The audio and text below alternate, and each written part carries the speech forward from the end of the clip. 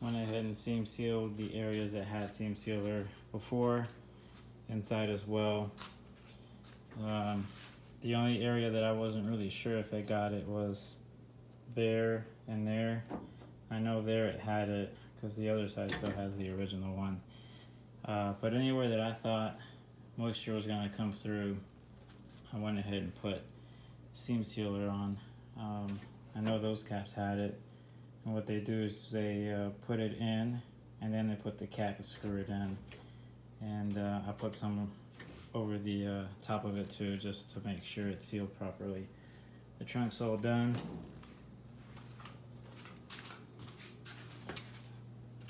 It had blobs in these holes, but there's not really any of the outside coming through there, so I just kind of put it around the welds.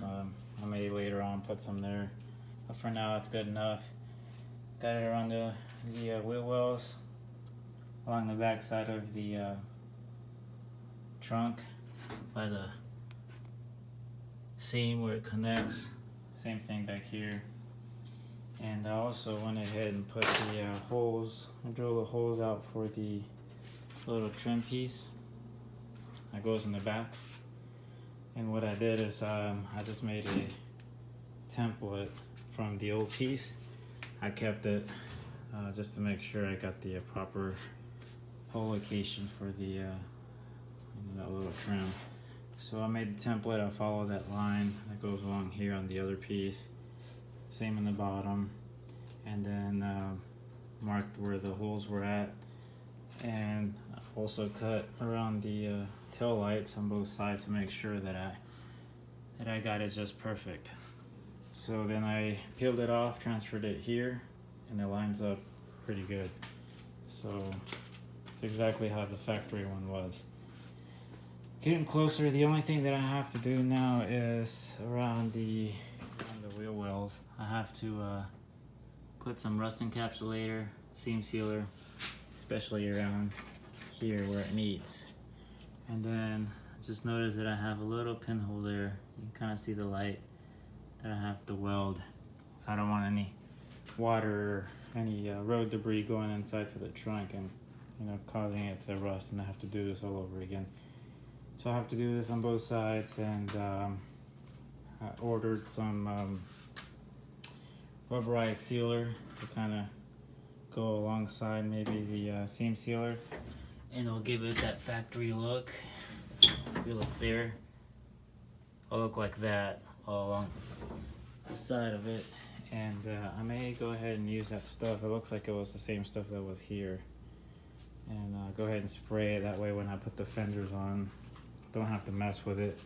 And also it was on the side of the quarter panels. It also quiets it down some, so I'm gonna go ahead and spray it on there. And that's how it was in the factory. So it'll probably take a few days for that to come in, but before that comes in, I'll go ahead and mess with the wheels and wheel wells and get all that stuff. So that's it. Oh, here's the trim piece. I went ahead and put it on so you guys could see. It came out pretty good. So the lines are nice and straight. Everything looks good. So let's go ahead and move on to the next step and get this thing closer to getting painted. I went ahead and put the seam sealer where I could. Got the gap in between the wheel well done. Also painted the back with the rust encapsulator to prevent rust. Got the bottom side of the floor where the tank goes as well. So all of this is seam sealed. The back is seam sealed as well. And I spray that rubberized sealer that I was waiting on the wheel well and on the side to kind of quiet it down some. I know I had it here from factory, and this looks better than the factory. Usually from the factory, they don't really care. They just kind of spray it on there and move on to the next scar. So mine had like blobs here, and then it was missing some, and it didn't go all the way to the top or bottom. So I did a pretty even coat on both sides. So in my opinion, it looks a little better than the factory. And this stuff too is paintable, so whenever the car gets painted, it'll be able to stick on there and look just like the factory did. So I got all that done on both sides. I went ahead and put seam sealer around here as well, on the outside and inside. I probably should have primed it first. Sanded it and primed it, but I have a bunch of tubes of that, so if I have to take this off and redo it again, it's no big deal. I just didn't want to send it off to get painted, and then they didn't do it, and then I have water coming inside. So plus this stuff's not really gonna show. You have the cap that goes here, and then this has the weather strip. This is the only section here that's gonna be visible, so I'm probably gonna sand it myself and let them prime it, because all this stuff is the sealer, or the seam sealer, is paintable, so I'm not too worried about that. I got the front side done as well. It kind of mimics the original.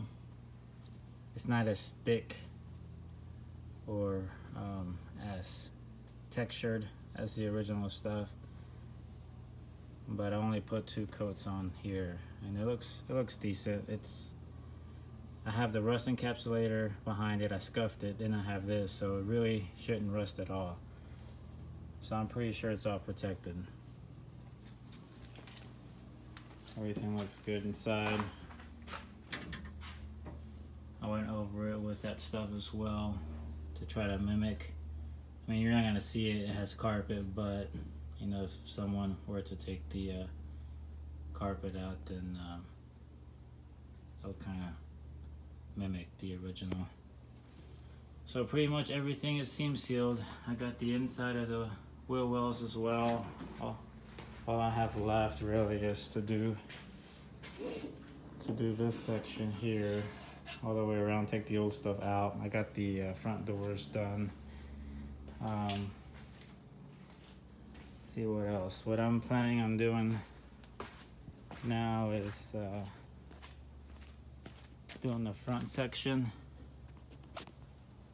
painting all this, the bumper, brackets, all this, getting it smoothed out and painted. That way I won't have to do it later on. So hopefully all this will look like new here shortly. So I'm gonna go ahead and get started on that. Here's that rubberized sealer that I used on the car.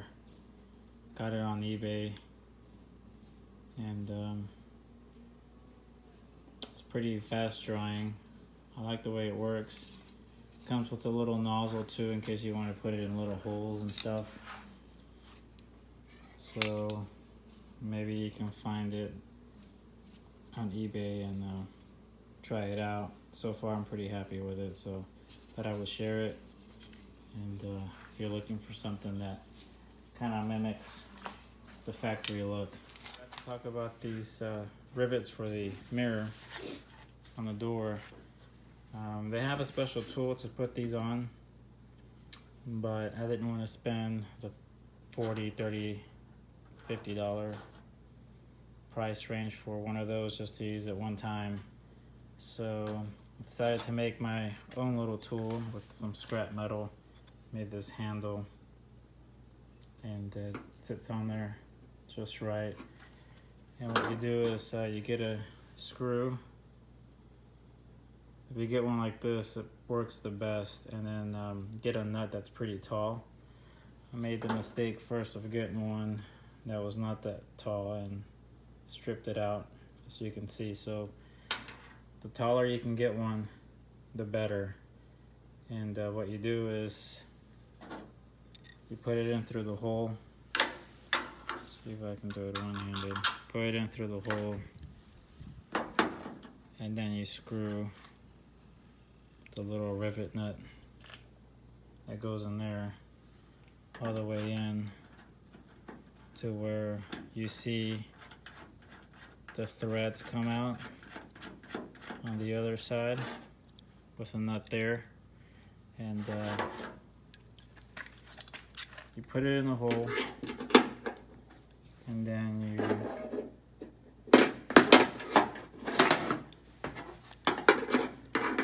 you put the tool on there, the ratchet. ratchet up here, and then this is the one you move here. You move the lock nut. This you keep still, and then what that does is just compresses it, and it makes it sturdy enough to where it won't move. So instead of buying a tool that you're only gonna need for literally maybe 5 minutes or less, you can make one. I think the overall price to get this nut and the bolt was like maybe 25 cents, 30 cents. So just a little bit of money to save there to use somewhere else.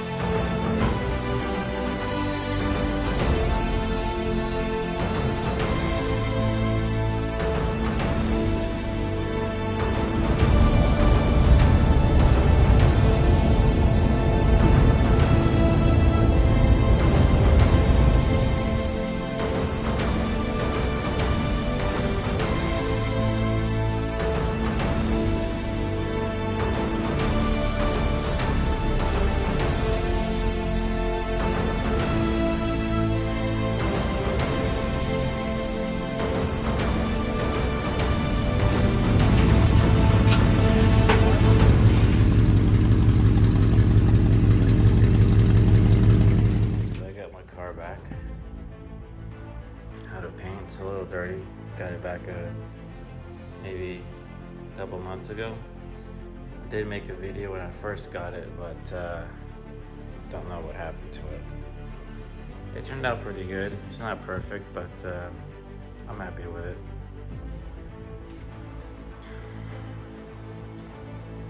Got the Mach 1 stripes painted on instead of the decals. I didn't want to worry about them peeling after they get old. One of the things I'm not too happy about, and I'll probably redo, or get a decal or something. It's supposed to say Ram Air 350 on the side here, and he was supposed to paint it on, and didn't come out as good as he hoped. So supposedly he sanded it down and repainted it, but you can still kind of see the lettering on there. So eventually I may have to sand it down real good, sand the whole hood down, and paint the whole hood, or clear it, paint the black and then clear the red. That's what the plan is for the future, but for now I just want to get it put back together so I can drive it a little bit, and then I'll worry about little details like that, like getting the engine done, stuff like that. I did order something for the engine. I'll show you once it comes in. It's about 2 months back order, so looking forward to that. And then now I'm just putting the sound deadening on there.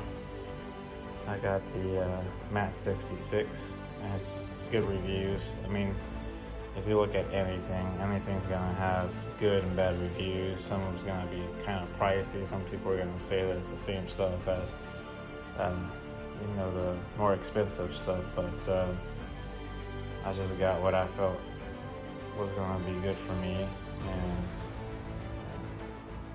based on the average reviews, I had pretty good reviews, so I went ahead and got it. It is the Pro Black 80 mil, and it's 36 per box. I got 2 boxes. Hopefully it's enough for the bottom and the roof. And then if I have leftovers, then I'll get some other areas done. But for now, just have it here. So I'm gonna be focusing on the other side, and then just kind of go from there. But paint turned out great. I love the paint. I believe it's called Race Red from Ford. Still need to put the caps. So after I finish that, my next goal is gonna be do the bumpers, the rear bumper anyway, and then I'll try to tackle the wiring harness. I'll see how that works. Yeah, because I don't want this thing to burn up once I get it all put back together. Car is a little dirty. I haven't washed it because it doesn't have any windows, and I washed it once and there was water everywhere, so I'm gonna wait a little bit. Maybe get some of the waterless spray bottle stuff that they sell, for at least to take some of the bigger dust particles out, not scratch it. So once I get all that done, then I'll move up to the front and try to get all that stuff done there. So I'm gonna go ahead and get started on the rest of the floor.